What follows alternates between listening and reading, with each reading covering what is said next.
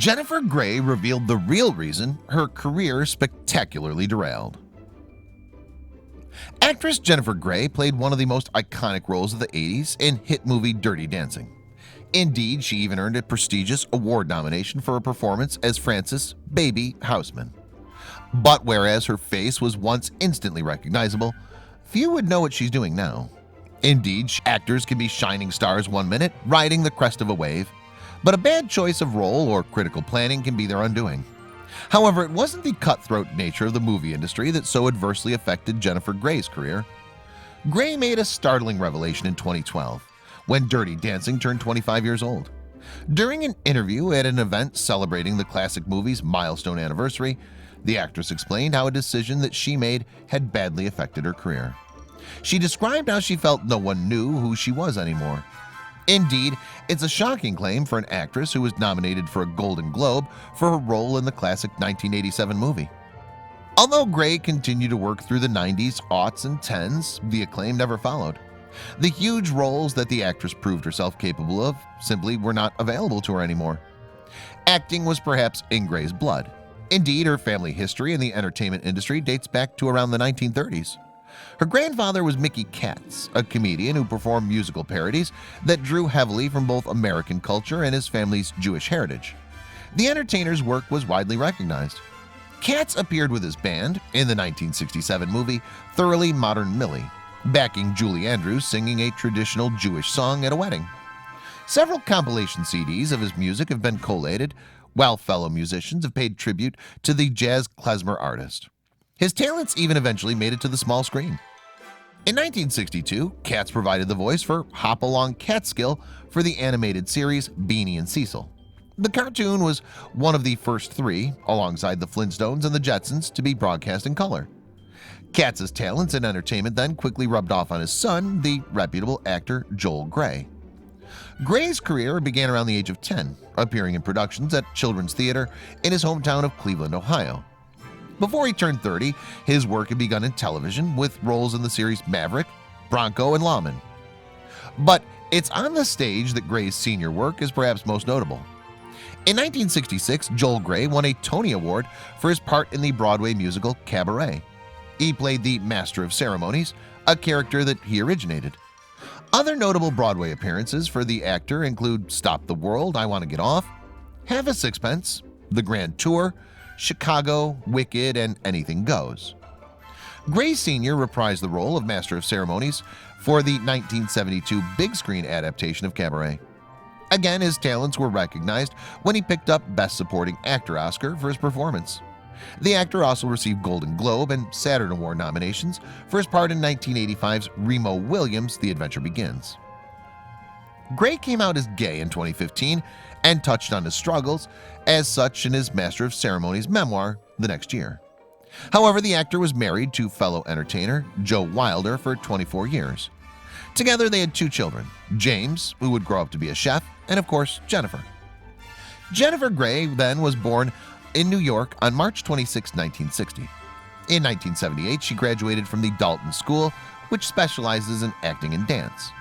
The budding actress consequently attended the neighborhood playhouse school of the theater while working as a waitress, waiting for a break into the acting world.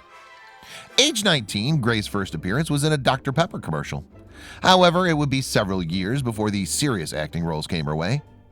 But when they did, it wouldn't take long for the young actress's career to soar. Her first big screen role then came in 1984. Although it was only a small part, Grey's first movie was in the romantic drama Reckless, when she was just 24 years old. She played a character called Kathy Benario alongside Aidan Quinn and Daryl Hannah. After the movie performed well at the box office, it wasn't without controversy, with the Guinness Book of World Records at the time naming it the most violent movie ever made. However, it would be the first time Grey performed with both Charlie Sheen and Patrick Swayze. Later in 1984, Grey appeared in The Cotton Club, directed by Francis Ford Coppola.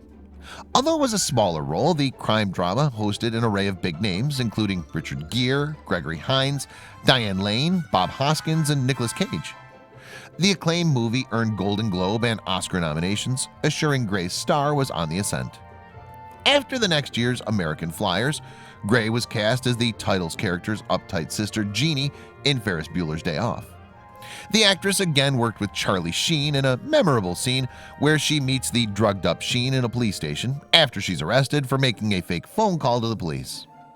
Although Gray and Sheen's characters wind up relationship hit difficulties, and the troubles that arose affected Gray's enjoyment of her next and most famous role and its subsequent success.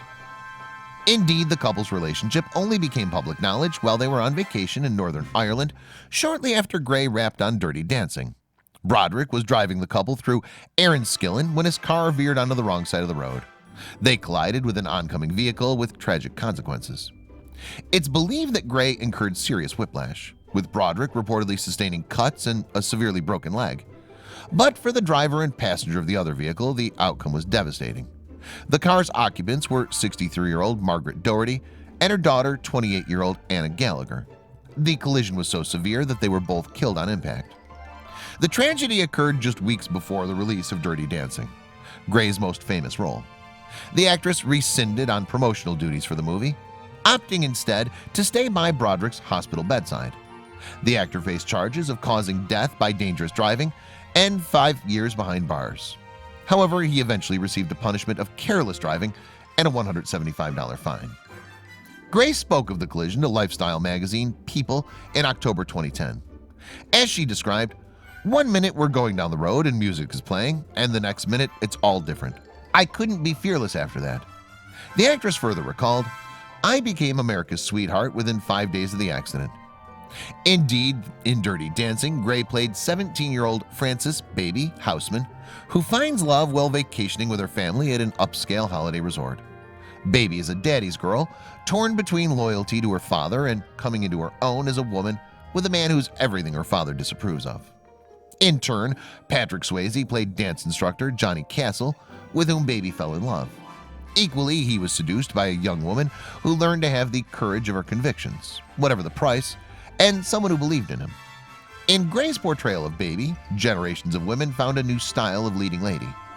However, under the circumstances of the accident, Gray was in no mood to celebrate her newfound success. She told People, "The juxtaposition of that deep sorrow, the survivor's guilt, and then being celebrated as the new big thing just didn't jibe. It didn't feel good to be the toast of the town." Gray emerged the overall winner of that year's Dancing with the Stars. Through dealing with her injuries and fears, as well as the loss of her friend Swayze, the actress found a new zest for life. As the now 59-year-old explained at Dirty Dancing's anniversary bash, "I'm happy and I'm grateful to be alive, because we don't know how long we've got, right? So grab as much joy as possible." The world is filled with stories going viral every single day. But how many of these sites can you actually follow?